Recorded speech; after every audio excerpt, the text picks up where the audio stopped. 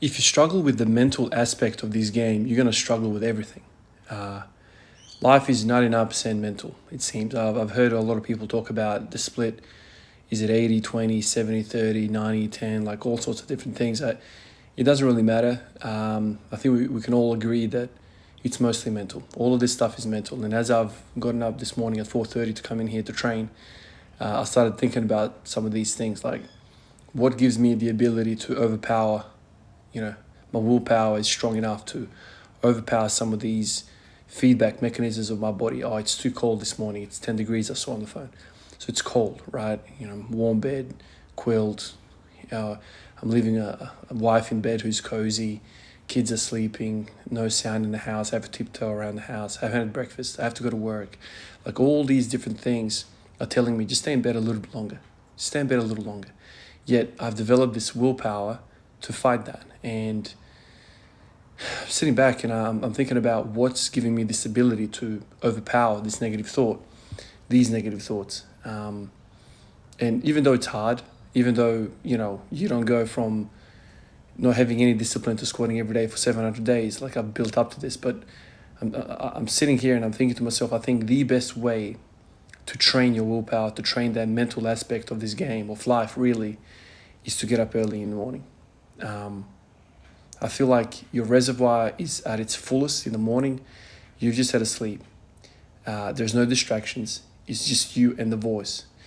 One of you guys told me a story that recently you got home from work and you had to go to the gym. It was a very long day, busy day. You're tired. You've come back home and your family decided to have pizza. And so they're all kind of sitting around, probably going to watch a movie and have pizza. And you have to come back home in that state of feeling crap, tired, and to make that decision, to fight that decision. Everyone's like, oh, just stay around, have some pizza. It's been a long day, and you have to overpower that to go to the gym. I think that's a lot more difficult than waking up in the morning and there's no other soul awake. There's no other mind awake. There's no other distractions. It's just you and the voice. It's one-on-one, man. It's one-on-one. And I think that's where you develop your skills. I feel like I always come back to the NBA because that's kind of my home sport. If you have the ability to score one-on-one, that's a long way, right? Superstars in the game, we call them superstars because they're able to score one-on-one. And you put that kind of guy in a team, of course, it's going to draw doubles. They're going to draw doubles. And so then you can get other people involved. But if you don't have the ability to beat your own man one-on-one, you're going to have trouble beating the team, right? Because you're not going to be able to draw double teams. No one's going to respect you and you're going to just struggle. So one-on-one is the best. And I feel like you train that in the morning. There's nothing better. If you're somebody who struggles with discipline, willpower, consistency, you just have to say to yourself, okay, tomorrow I'm going to set my alarm at 4 o'clock in the morning. Now make sure, I don't know where you are in the world, but it needs to be dark when you set that alarm. So whatever the time is, set it at 4. For me, at 4 is still very dark. It starts to get light around 5:30, I think. This morning it started getting a bit light. Make sure it's dark. You get up and you do something. I'm not saying you do a freaking triathlon, but you do something where you put in a bit of work. It doesn't have to be a huge amount of work. And you will find the effects is just like a snowball effect, man. For the rest of the day, you're probably, I'm not saying 100%, you're probably going to be a more productive person on that day. You're going to feel like you're ahead in the day. You're going to feel like you've already accomplished something. And it's kind of like, it's very contagious, that feeling. Whereas if you wake up at 12 o'clock, let's say, extreme, middle of the day, and you're waking up last, you feel like you're catching up. And that's not good for the mental side of things. It's not good to feel like you're catching up. You want to be ahead. Most people that are depressed, they go to sleep very late at night and they wake up very late. Now, depression is a chemical imbalance in the brain. It's not just let's fight with our thoughts. So that's a different thing, but you need to see manifestations of different disease. So when you see somebody depressed, there's a whole host of symptoms that are associated with that. And one of those things is, they have insomnia, they might stay up really late, and they stay in bed, really late. And it's very hard to snap out of that because it's kind of like the gears are set in that way. So if you can fight those symptoms, you're going to be better off in kind of changing the way your life is. The mental side is everything. Once you win the battle in your brain, man, everything else will follow. Like I've heard people say, I don't know where I've heard it, but I've said that, I've seen that your body is a reflection of your mind. So if you are mentally weak, if you are mentally incapable of fighting for what you want, your body's going to follow. So when you see somebody that's 300 pounds overweight, when you see somebody who is unfit, there's no way they are mentally strong, because it's a manifestation of what's happening in their brain. Like a lot of people eat extra calories because of comfort, because of, I don't know, trauma in their life, or because they find comfort in their food. It's kind of like a little high. We spoke about highs yesterday. They just go for another bite, or they snack throughout the day. There's so many stresses happening in life. Let me just pop this nuclear bomb in the form of a lolly, and it's going to release some good feel good hormones, and I'll be on my way. It's kind of like a little rescue breath. You need to understand that it's all mental. Once you conquer that, everything goes on. I'm sitting here, I'm thinking to myself, I know it's very hard to compare, but I don't know anyone who is mentally unwell and still able to go about their business. Do you know what I mean? Like, successfully. If you are mentally unwell, you're basically disabled. Your brain, it's finished. It's almost like the nervous system starts from the head and goes all the way down to your let's say, the bottom of the spinal cord. In spinal injuries, if you have spinal injuries anywhere in the spine, you're going to have effects.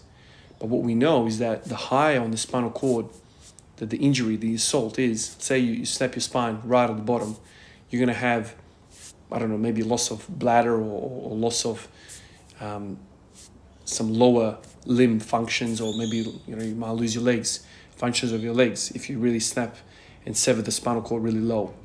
But the higher you go, the more organs are impacted. So much so that if you snap your thoracic spine, I forget now, I'm kind of thinking about pathophysiology and physiology.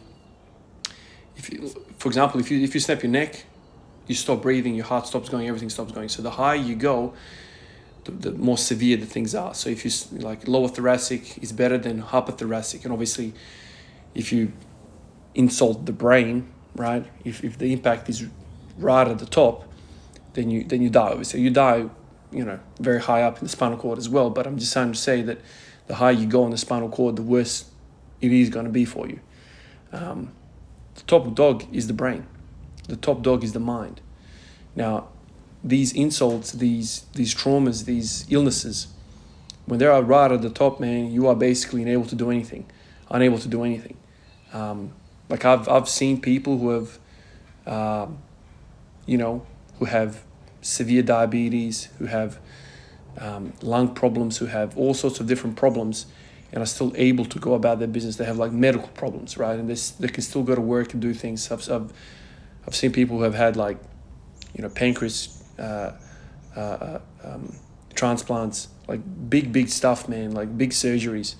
I've seen people who have had bowel resections removed and whatnot, and they still can kind of get some sort of production out of their life and whatnot. But when I've seen people come in and have completely lost their mind, completely lost their mental health, man, it's not a good sight, man. You're just basically bedridden. They can't do anything. It's lots of sleeping, lots of medications. The mental side is everything, man. It's everything. And it's unfortunate that our society as a whole we don't look at mental health the same as we do physical health, like medical health. It's not the same. For some reason, once you have a mental health illness, you're kind of like the loser of society. You're kind of the defeated one. There's like a general like a stigma about it. There's like an aura around it. That is by far, it's kind of at the end of the scale, but kind of middle of the scale and at the start of the scale, when we're talking about performance and weight training, it's the same importance. Mental health is very, very important. Your mentality is very, very important. And I feel like the best way to train it is to get up early. Train that willpower, one-on-one, you and me. Let's go. There's no other impact on you. Because you wake up before the kids, you wake up before the wife, you wake up before all your friends. Your phone's silent, man. Absolutely silent. You know, when I'm recording these voiceovers on these videos, I usually put it in flight mode because, you know, I'm thinking to myself, if somebody calls me, it's going to intercept the video and I'm going to have to start again. It's happened to me a few times in the last 2 years, so I've kind of learned really quick to do that. But I'm doing this now at 6 in the morning or 5:50 in the morning. There's no need to do that. There's no need to do that. No one's up, man. No one is up. There's a few people up, probably my colleagues who are getting ready for the shift like me. But, you know, no one's going to call you. They're too busy brushing their teeth. They're too busy showering. They're too busy getting ready. You know, but if I do this at 9 o'clock, at 10 o'clock, 11 o'clock in the morning, Jesus Christ, there's people messaging, there's people trying to call, there's people knocking on my front door, there's people driving by, there's the post guy rocks up. So many things are going on. My kids want this, my kids want that. It's very hard to do these voiceovers in the middle of the day. Right now, everyone's too busy sleeping. That's what I want. One-on-one with my mental voice, the negative voice, and I beat the shit out of it. I beat the living shit out of it in these moments. You know, there's nobody inviting me for pizza. There's nobody inviting me to go outside. There's nobody asking me to do this, that, the other. It's just me and the voice. But when there's a gang up, there's like 30 of these things happening, and they all want a piece. All of a sudden, you get freaking overwhelmed, man. The kid wants a nappy change. I need to change the nappy. The other kid wants to do this. My wife needs me to do this. So many things happening. And they all want a piece. You know? Your whole life wants a piece of you. But when it's really early in the morning, it's one-on-one. And that's when you make the progress. And so eventually, when you beat the living shit out of that other voice, and you become strong, and you become basically the chief of the joint, then even when there's an incident like that, when you come home from work and you're exhausted, and somebody offers you pizza, you're like, that voice is like, oh, you know, we should join them. Just shut the hell up, man. What are you talking about? You know what I mean? But if you never practice beating the shit out of that voice, the voice is going to be all brave and stuff at 8 o'clock at night when everyone's having pizza and you have to go to the gym. All of a sudden, this guy rocks up and starts bullying you. Right? Show who the boss is. Wake up early in the morning and tell them, that's what's up. We are all about being uncomfortable. Being comfortable in this state. Being comfortable waking up in the morning. Being the odd one out. Because really, this is what we're trying to do, right? This is what we're trying to do. You're trying to be the odd one out. Right? How many people want to squat 300? How many people want to do this or that in academia? How many people want to do this or that in business? How many successful people are around the place? The fact that you want to be successful means you want to be the odd one out, man. And what makes you think you can do what everyone else does and be the odd one out? No, man. If you want to be the odd one out, you need to do the odd one out things. You need to get up early, man. If the whole world gets up at 6 a.m., right? Everyone gets up at 6 a.m. You're going to have to get up at 3 a.m. They set the pace, man. You just got to beat them. You just got to beat them. Simple as that. There's no other questions. That's what you got to do. They set the pace. So if I say on a day off and I've got a really, really busy day, we have to get up at 6 o'clock and we have to drive for like 12 hours or something like this. When do you think I'm going to get up to get my work in? Yeah, man. 3:30 probably. 3:30. If we have to leave the house at 6, man, I'm getting up at 3:30 because I need an hour and a half to do my work. Too bad. Well, what does that mean for sleep? Whatever it means. Tell me what's more important, getting up early and doing your work or staying up in that 9 to 12 o'clock at night period? What the hell happens between 9 and 12 o'clock at night? Tell me, why are you staying up that late? You're probably on social media, right? Wasting your freaking time on that damn TikTok app. It's just nonsense. Most of that is nonsense. Yeah, you can learn a couple of things here and there, but most of that is nonsense. It's shallow crap. right? Your kids are probably going to bed by then, probably.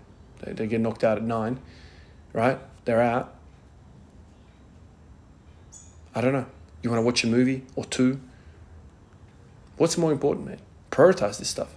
If you want to be the odd one out, how many people are watching the movies? How many people are on social media between 9 and 12? Everybody, man. So you want to be the normal guy? You want to sit on 2 chairs, right? You want to sit on that chair and this chair. No, man, it doesn't work. You're going to have to make a tough decision, man. You're going to have to sacrifice. No worries. Stay up at 12 o'clock at night and then get up at 3 and see what's up. See what type of a session you're going to have. It's not going to be good. Yeah, you can do that a few times. But you string a whole year of that crap together, you're going to be sick. You're going to miss sessions. You're not going to make any improvements. It's your decision, man. Pick a chair you want to sit on. Which one do you want to sit on? Or you want to be the cool guy. You want to be... I want to stand alone, man. I want to be the odd one out.